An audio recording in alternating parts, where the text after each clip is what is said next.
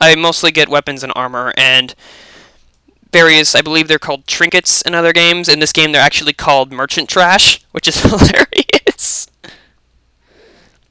Oh no, vendor trash. That's still hilarious. It's called, the fact that it's called vendor trash is just hilarious. Let's see, what else do I got? I've yet to figure, these are your spar, isn't that supposed to be spear? Whatever. You're supposed to use these to upgrade equipment. I've yet to figure out how to do that. I've gotten a... Oh, what's this? Oh, that's not a spell tome, that's a quest item. Guess I'm just gonna keep killing Night Stalkers.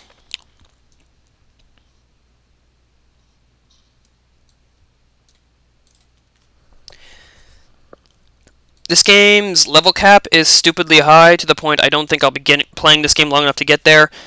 But you do get XP up the wazoo, as I've shown, so that's pretty nice. I mean, I'm fighting guys who are 4 levels below me, and I'm still getting a nice amount of XP. Do levels matter in this game? Yes, they absolutely do. Like, this is just like any other modern MMO. If you are lower level, you are just screwed. Case in point, I'm 2 hitting these guys. Okay, 3 hitting these guys.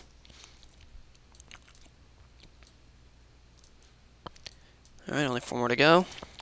You have a pet in this game. Actually, I can show you that because I have mine equipped. You get him early on. Isn't he cute? I got a bear, apparently. Early on, you get an egg that gives you a random Chinese-ish animal. They start out adorable, then they get super deadly, and eventually you can ride them. You can every mount you get, or every pet you get, eventually turns into a mount. That's how you get your mount in this game. Personally, I just prefer to fly everywhere because the flying animation is amazing, and I will show you that at some point. As soon as I'm done with this quest, I'm going to show you that animation. Hey, you, help me. Oh yeah, instead of criticals in this game, they have this thing called deadliness, which is if you do more damage than you're originally supposed to do, you get the obvious word deadliness, and it says in big ominous words. Everything in this game can be Everything in this game can be deadly. I have crit with spells. I've crit with auto attacks. I've seen my puppet crit. I've been crit against, but it was for a pathetically low 2 damage. It wasn't for a whole lot. It wasn't that big of a threat. Because these guys just are no threat at all. If you stick to the main quests, the stuff you fight is just absolutely not a challenge. There's no difficulty in this whatsoever. It shared Flife's issue of as long as you followed along the quests and didn't deviate, you could take on anything with nary a concern, and your food and everything just stocked up. As you can see, I've got 20, 20, 32, and 35. Hold on, I'm pretty sure I can... No, I can't. That's weird. Oh, because this stuff's bound and that isn't. That's why. So this, I got 55 and 52. I haven't touched these. I haven't touched these at all. I haven't seen the need to. I haven't touched these short of when I fought a boss, and I only used about 3 of them. Looks like I'm done with this quest. Funny. When you're talking to the NPCs, they share art. There's no original art, which is kind of depressing for an art-heavy game like this. Let me get this. There's that random guy again. Seriously, he just looks badass. The art and the music in this game were just wonderfully done. It's a shame that not a whole lot more was put anywhere else into anything else. Is this better? 1640, 1948. Yes, it is. There's no comparisons, which I found out there's no comparisons, which is a bit depressing. You actually have to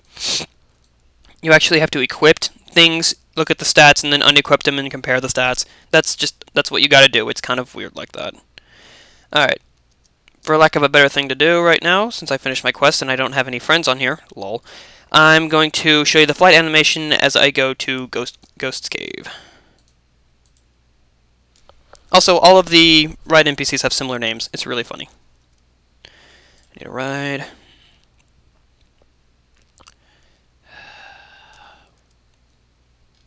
That's not right. I don't want to go to the Flame Wasteland. I don't want to go there. Ugh. I need a ride. Soul Tomb, Evil Spirit Palace. I guess I'll go there. Just to show you guys this flight animation. This is really cool. I like this. Shut up.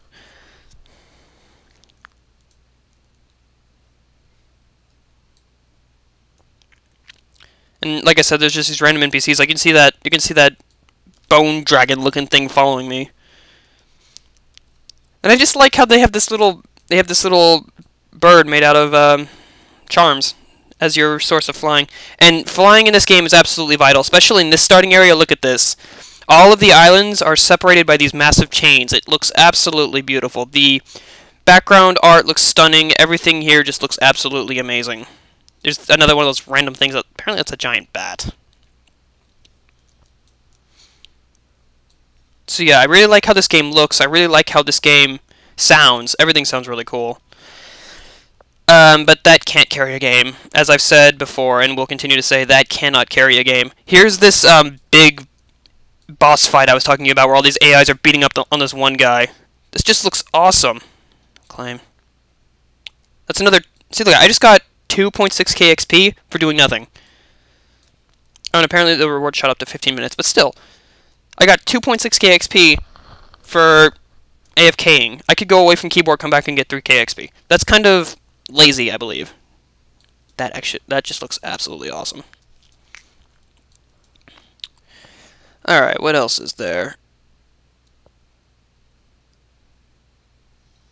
Oh yeah, this game has open world PK. Once you get to like level 60, you can activate PvP mode.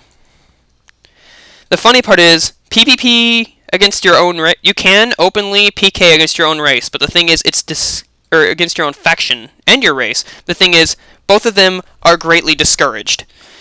If you say I hit level 60 and another member of the Zune faction comes on and starts trying to PK me, if I've got this on, my PvE mode on, while I have that on, they become dishonored. And what that means is, well, for starters, it's an AXP penalty. But if they're killed while dishonored, they'll drop stuff. They'll drop stuff and they will lose XP.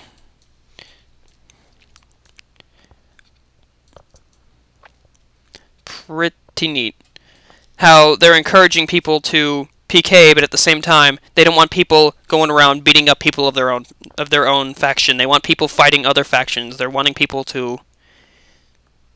I mean, I don't really see why that system's there. They could have just as easily made it to where you couldn't PK anyone in your faction. I mean, they could have just done what WoW did. But I guess since the factions in this game are three-way, this just seemed a bit more convenient. There's an item mall, obviously for the purchase of gold. This is why the game's free to play with benefits, but it's just like... use it to get rich rewards once per day. But that's okay. There's nothing wrong with that, because... they're doing it the right way. It's just minor little tidbits people can spend real money on, and that's how any free-to-play game should make their money. That's how every MMO should make their money. Actually, subscription fees subscription fees are just absolutely stupid, and this just works so much better. I actually recently listened to the podcast with Total Biscuits, Jesse Cox, and all them, and they were talking about how games that are free to play with stuff like item malls actually make more money. And I can totally see that happening. I think that is completely believable. This game has a crafting station. Can make like weapons and stuff. But honestly, it's completely off to the side. I've yet to use this. I don't see myself using this in the near future. I haven't even talked to the armor merchant all of once. Everything I've needed up until this point, I got from quests and from minion drops. From enemy drops. Everything I've gotten from killing and from quests. I have not needed to visit the weapon merchant or the item merchant. I visited the spell merchant all of twice. Social, you got your friends list, blah blah blah. Foe, you got a foe. It's pretty funny. If you get attacked, and PK'd, you will actually get a foe, and it will be listed right here, and you can actually chase him. Or you will actually track him. You can be a guild. At level 20, you can join a guild. At level, I believe, 60 plus, you can create a guild. I'm pretty sure that costs money, like most other games. At level 30, you get talent. You get a talent point.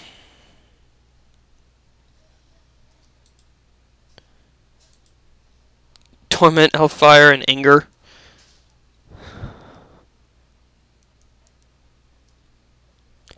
At level 30, and the weird thing about this game is you get your first talent point at level 30 instead of, say, like level 10, and then you get a talent point every 10 levels. That shows you how high the level cap is. It's pretty ridiculous if you can fill out everything in one talent. You got your average backpack here. I'm actually running out of space. Need to go talk to the merchant. It's my pet. Well, technically it's my character.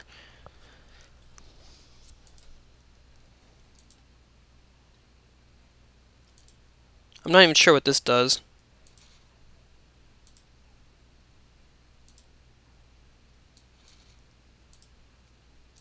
I think it's just controlling what chat you hear here, to be perfectly honest, but I don't even...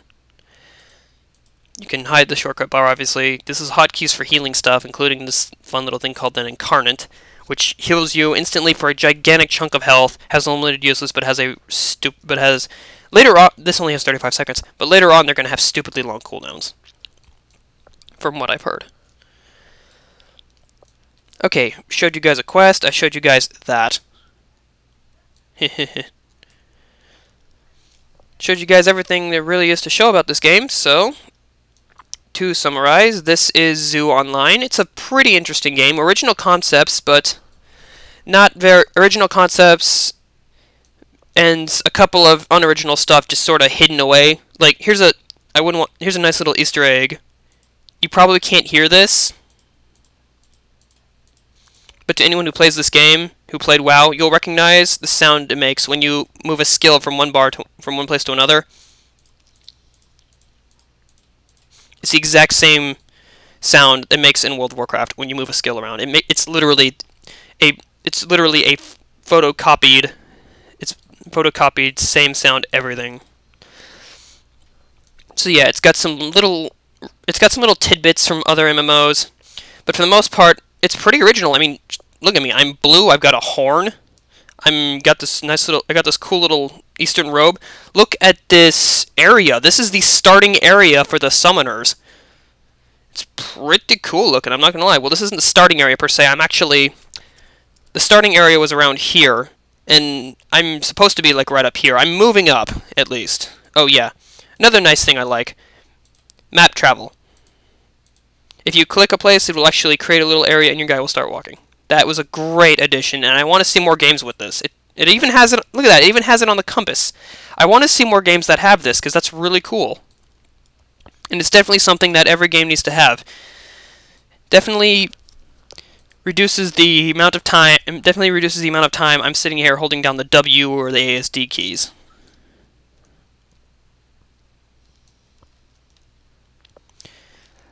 Alright everyone, I believe this is everything I needed to show you for this MMO. This is Zoo Online. You can get it at IGG Games, I Got Games. I believe that's igotgames.com or something like that. I don't know, I googled it. You should totally Google it. I'm going to be doing a couple more things from IGG, so look forward to that. I believe I also picked up Myth War and one other thing. So, look forward to those. Ladies and gentlemen, subspecies, this is LordMMO, and I'm signing off in exactly 15 seconds.